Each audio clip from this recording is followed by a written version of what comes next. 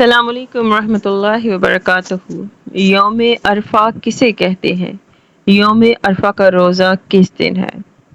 واضح رہے کہ 9 ذی الحجہ کو یوم عرفہ کہنے کی فقہا نے 3 وجوہات بیان کی ہے۔ ایک، حضرت ابراہیم علیہ السلام کو 8 ذی الحجہ کی رات خواب میں نظر آیا کہ وہ اپنے بیٹے کو ذبح کر رہے ہیں، تو ان کو اس خواب کے اللہ تعالیٰ کی طرف سے ہونے یا نہ ہونے میں کچھ تردد ہوا۔ پھر 9 ذی الحجہ کو دوبارہ یہی خواب نظر آیا تو ان کو یقین ہو گیا کہ یہ خواب اللہ تعالیٰ کی طرف سے ہی ہے، چونکہ حضرت ابراہیم علیہ السلام کو یہ معرفت اور یقین 9 ذی الحجہ کو حاصل ہوا تھا، اسی وجہ سے 9 ذی الحجہ کو یوم عرفہ کہتے ہیں۔ پھر سیکنڈ اس کی وجوہات تھی کہ 9 ذی الحجہ کو حضرت جبریل علیہ السلام نے حضرت ابراہیم علیہ السلام کو تمام مناسک حج سکھائے تھے۔ مناسک حج کی معرفت کی مناسبت سے 9 ذی الحجہ کو یوم عرفہ کہتے ہیں۔ یوم عرفہ کا روزہ یہ دن ہر ملک میں اپنی تاریخ کے اعتبار سے ہوگا، یعنی دیگر ممالک میں جس دن 9 ذی الحجہ ہوگی وہی دن یوم عرفہ کہلائے گا، اور ہر ملک میں چاند کی تاریخ کے اعتبار سے عرفہ کا روزہ رکھا جائے گا، خواہ اس دن سعودی عرب میں یوم عرفہ ہو یا نہ ہو۔ جیسے کہ سعودی عرب میں یوم عرفہ جو ہے وہ ہفتے کو ہوگا اور پاکستان میں اتوار کو روزہ ہوگا۔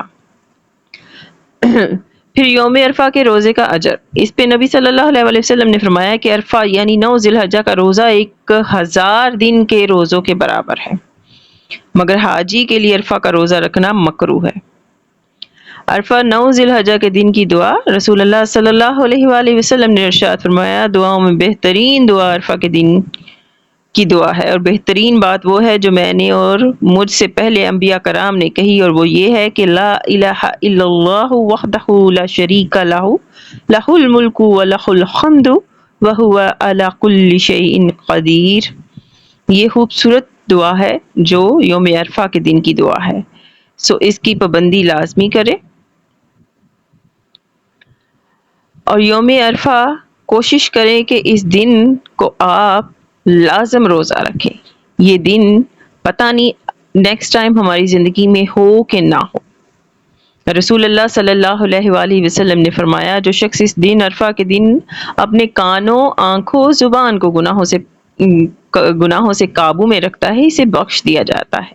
اسے مسند احمد نے روایت کیا۔ پھر ایک اور حدیث ہے کہ ام المومنین سیدہ عائشہ رضی اللہ عنہا فرماتی ہے، مجھے پورے سال کے دنوں میں سے عرفہ کے دن کا روزہ رکھنا سب سے زیادہ پسند ہے۔ پھر ایک اور حدیث ہے صحیح مسلم کی، سیدہ عائشہ رضی اللہ عنہا بیان کرتی ہے کہ رسول اللہ صلی اللہ علیہ وآلہ وسلم نے فرمایا، کوئی دن نہیں جس میں اللہ تعالیٰ عرفہ کے دن سے بڑھ کر بندوں کو آگ سے آزاد فرماتا ہے۔ پھر ایک اور حدیث ہے کہ سیدنا علی رضی اللہ عنہ سے ایک شخص نے غسل کے متعلق سوال کیا تو انہوں نے فرمایا، چاہے ہر روز غسل کرو۔ سائل نے پوچھا، نہیں، کون سا غسل مستحب ہے؟ فرمایا، ہر جمعہ، عید الفطر، عید الاضحیٰ اور عرفہ کے دن کا غسل۔ اسی طرح ایک اور حدیث کا مفہوم ہے کہ جو یوم عرفہ کا روزہ رکھتا ہے، نبی صلی اللہ علیہ وسلم کی ایک حدیث کا مفہوم ہے کہ اس کے 1 سال اگلے اور 1 سال پچھلے گناہ معاف کر دیے جاتے ہیں۔ یہ فرمایا کہ مجھے یقین ہے کہ اللہ تعالیٰ اس روزے کے بدلے 1 سال اگلے اور 1 سال پچھلے گناہ معاف فرما دے گا۔ تو کس قدر یہ عظیم دن ہے، آپ خود سوچئے۔ یہ دعاؤں کا دن ہے، اس روز کوشش کریں کہ اپنی تمام حاجات دعائیں اللہ کے سامنے رکھ دیں۔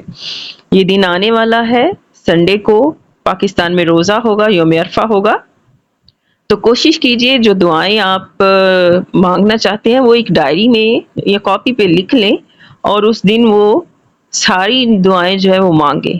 کئی دفعہ ایسا ہوتا ہے کہ ہمارے ذہن میں بہت کچھ ہوتا ہے، لیکن جو وقت اور مقام اور جو دن ہوتا ہے اس دن ہم بھول جاتے ہیں اور بعد میں یاد آتا ہے۔ تو کچھ لکھ لیں دعائیں، اور پھر اس دن نمازیں بھی پڑھیں، ذکر و اذکار بھی کریں، خوب دعائیں مانگیں۔ وہ دن دعاؤں کا دن ہے، یوم عرفہ دعاؤں کا دن ہے، تو خوب دعائیں مانگیں، اور اللہ تعالیٰ سے یہی دعا ہے کہ وہ آپ سب کی، ہم سب کی جو نیک تمنائیں، نیک دعائیں ہیں ان کو پورا کرے، اور ہمیں دنیا اور آخرت کی عافیت اور اپنی رضا عطا کرے۔ آمین ثم آمین۔ اپنی دعا میں مجھے بھی یاد رکھیے گا۔ السلام علیکم ورحمۃ اللہ وبرکاتہ۔